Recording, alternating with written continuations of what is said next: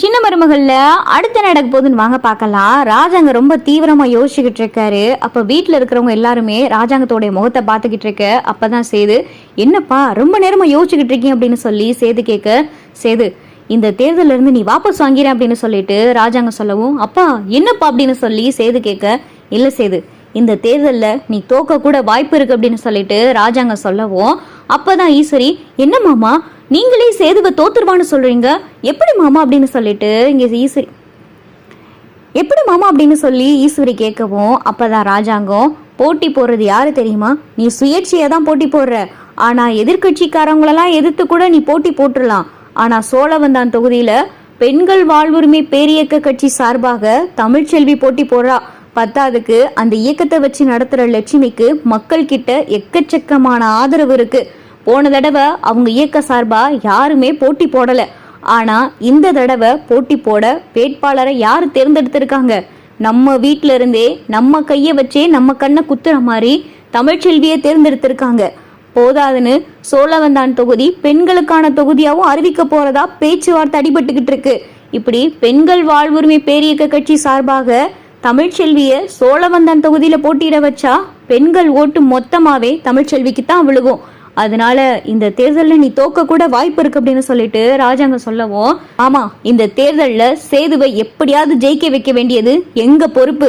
அந்த தமிழ் முன்னாடி சேது தோக்கவே கூடாது அப்படின்னு சொல்லிட்டு ஈஸ்வரி பொங்கி எழவும், இந்த சாவித்திரியும் தாமரையும் பாத்துக்கிட்டு இருக்கு.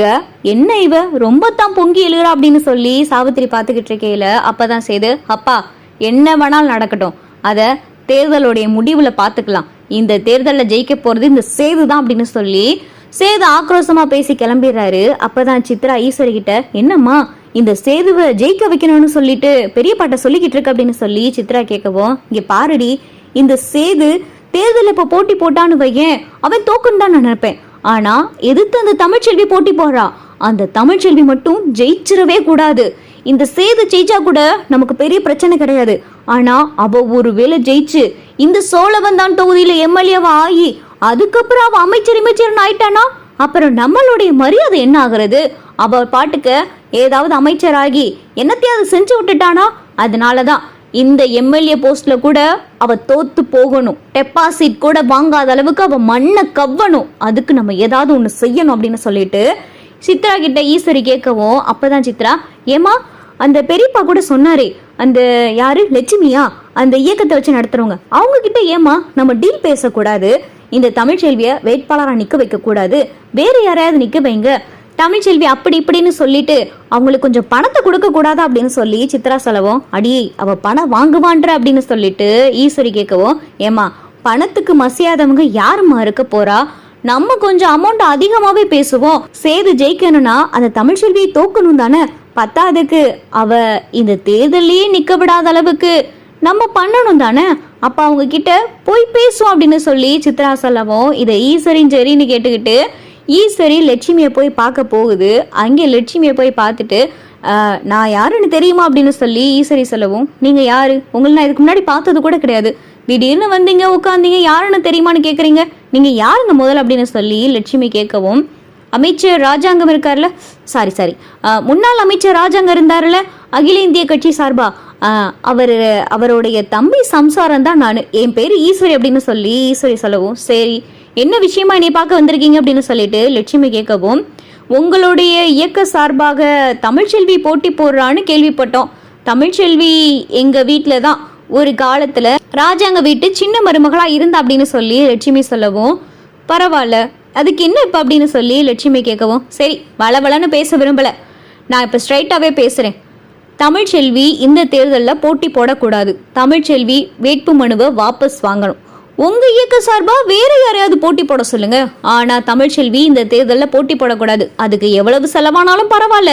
அதுக்கான அமௌண்ட்டை நான் இப்பயே தரேன், பிளாங்க் செக்காவே தரேன், இந்தாங்க அப்படின்னு சொல்லிட்டு இங்க செக்ல பார்த்தா சைனை போட்டு பிளாங்க் செக்க இங்க ஈஸ்வரி லட்சுமி கிட்ட நீட்டவும், லட்சுமிக்கு கோவம் வந்துருது. ஏய் எந்திரடி அப்படின்னு சொல்லிட்டு லட்சுமி சொல்லவும் ஈஸ்வரிக்கு பயங்கரமான அதிர்ச்சி.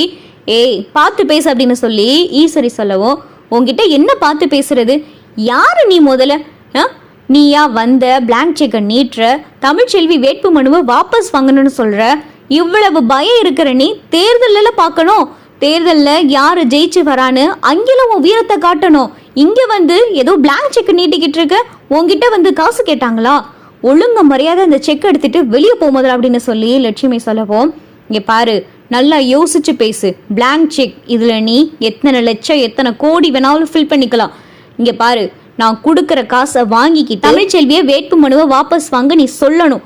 பத்தாவதுக்கு உன் இயக்க சார்பா வேற யாரையாவது நிக்க சொல்லி போட்டி போடவை. ஆனா அவ தான் இந்த தேர்தலில் போட்டி போடக்கூடாது. ஏன், அவளை விட்டா உங்களுக்கு போட்டி போட வைக்கிறதுக்கு ஆளே கிடையாதா? அவ இந்த தேர்தலில் போட்டி போடக்கூடாது. ஒழுங்கு அந்த செக்கை வாங்கிட்டு அவளை வேட்புமனு வாபஸ் வாங்க சொல்லு அப்படின்னு சொல்லி இங்கே பார்த்தா ஈஸ்வரி ரொம்ப திமிரா பேசவும், இங்கே லட்சுமி ஒரு கட்டத்துக்கு மேலே கண்ணத்தை சேர்த்து ஓங்கி ஒரு அறை விட்டுறாங்க. ஒழுங்க மரியாதை இங்கிருந்து ஓடி போயிரு, இல்லைன்னா உன் மேலே கேஸ் போடுறது கூட நான் தயங்க மாட்டேன். நீ இப்போ செஞ்சது எவ்வளவு இல்லீகலான விஷயம் தெரியுமா? உன்னைய தூக்கி உள்ள வச்சிருவேன். உன் மேல கேஸ போட்டு உன்னைய கோர்ட்டு கேஸ்ன்னு இழுத்து நார் அடிச்சிருவேன். நீ எவ்வளவு பேர் இடமா வேணாலும் இருந்துட்டு போ. அதுக்காக என்கிட்ட வந்து இப்படி லஞ்சம் கொடுத்து இப்படியெல்லாம் வேட்புமனு வாபஸ் வாங்க வைக்கிறதுக்காக பணத்தை காட்டி மிரட்டுவியா? வெளியே போவதில்ல. நீ வெளியே போறியா இல்ல போலீஸ்க்கு கால் பண்ணவா அப்படின்னு சொல்லிட்டு லட்சுமி மிரட்டி விட்டுறாங்க. அப்பதான் தமிழ்ச்செல்வி வாசல்ல நின்று எல்லாத்தையும் பார்த்துக்கிட்டு இருக்காங்க. திரும்பி பார்த்தா தமிழ்ச்செல்வி நிக்கிறத பார்த்ததும் ஈஸ்வரிக்கு பயங்கரமான அதிர்ச்சி. இந்த அசிங்கெல்லாம் தேவையா? உங்க குடும்பத்துக்கும் எனக்கும் தான் எந்த ஒட்டுள்ள உறவுள்ள சவகாசமே ஆகாதுன்னு சொல்லிட்டு தலையை முழுகி சூடு தடிச்சு சத்தியம் பண்ணிட்டு தான் நான் வந்தேன். அதுக்கப்புறம் ஏன் இப்படி என்னை விடாம துரத்திக்கிட்டே இருக்கீங்க? நான் தேர்தலில் போட்டி போடுறேன், சோழவந்தான் தொகுதியில நான் நிக்கிறேன், என்னமோ செய்யறேன். ஏன் இப்படி என்னையவே போட்டு இம்சை பண்ணிக்கிட்டு இருக்கீங்க? இனிமேல் என் விஷயத்துல தலையிட்டீங்கன்னு வைங்க, அப்புறம் நடக்கிறதே வேற அப்படின்னு சொல்லிட்டு இங்க தமிழும் மிரட்டவோ ஈஸ்வரி அசிங்கப்பட்டு அங்கிருந்து கிளம்பிடுது. அப்பதான் லட்சுமி, யாரு தமிழ் இவங்க? இப்படி இப்படி இன்டீசெண்டா பிஹேவ் பண்ணிக்கிட்டு இருக்காங்க. இவங்க இங்கேயே இப்படி இருக்காங்கன்னா நீ அங்கே இருந்தேன்னு சொல்ற. நீ இருந்த வீட்டில் இவங்க உங்ககிட்ட எப்படியெல்லாம் நடந்துக்கிருவாங்க? இவங்கள பார்க்க கொஞ்சம் கிரிமினலாகவும் இருக்கு. இவங்க கிட்டலாம் ரொம்ப ஜாக்கிரதையா இருக்கணும். இந்த மாதிரி ஆட்கள் கிட்டலாம் நீ ரொம்ப கவனமாகவே இருக்கணும் தமிழ் அப்படின்னு சொல்லிட்டு லட்சுமி சொல்லவும், நான் கவனமாக தான் மேடம் இருந்துக்கிட்டு இருந்தேன். ஆனால் ஏதோ ஒரு விஷயத்துல தான் இப்போ நான் மாட்டிக்கிட்டு இருக்கேன். என் ஃப்ரெண்டு ஜெனிஃபருக்கும் சக்தி உங்களுக்கு இந்த விஷயம் தெரிஞ்சிருக்கும்ல அப்படின்னு சொல்லிட்டு தமிழ் சொல்லவும், தெரியும். அந்த மதம் மாறி கல்யாணம் பண்ண கேஸு, அப்புறம் ஆள் மாறாட்டம் பண்ணி யாரோ ஒருத்தவங்களை கொன்னது, அதானே? அமைச்சர் ராஜாங்கம் கூட இப்போ ரிலீஸ் ஆனார். அந்த கேஸ் டீட்டெயில் எல்லாமே தெரியும் அப்படின்னு சொல்லிட்டு லட்சுமி சொல்லவும், ஆமாம் மேடம், நான் என் அப்பாவுக்கு ஃபோனே பண்ணலை. ஆனால் என் அப்பா சொல்கிறாரு நான் தான் ஃபோன் பண்ணேன், என் ஃபோனில் இருந்து என் குரலில் இருந்து தான் பேசுனாங்கன்னு சொல்கிறாங்க. ஆனால் நான் எங்கள் அப்பாவுக்கு ஃபோன் பண்ணி ஜெனிக்கும் சக்திக்கும் கல்யாணம் பண்ணி வைக்க சொல்லலை. அங்கே ஆரம்பிச்சதா மேடம். அந்த விஷயத்தை மட்டும் கண்டுபிடிச்சிட்டா மட்டும் போதும். அந்த வீட்டில் இருக்கிறவங்களுக்குலாம் நான் தப்பு செய்யலைன்னு தெரியணும். நான் தப்பு செய்யலைன்னு தெரிஞ்சதுக்கப்புறம் அந்த வீட்டில் இருக்கிறவங்க அவங்க முகத்தெல்லாம் கொண்டு போய் எங்கே வச்சுக்கிறாங்கன்னு பார்க்கணும் அப்படின்னு சொல்லிட்டு தமிழ் ரொம்ப ஆவேசமாக பேசிக்கிட்டு இருக்காங்க.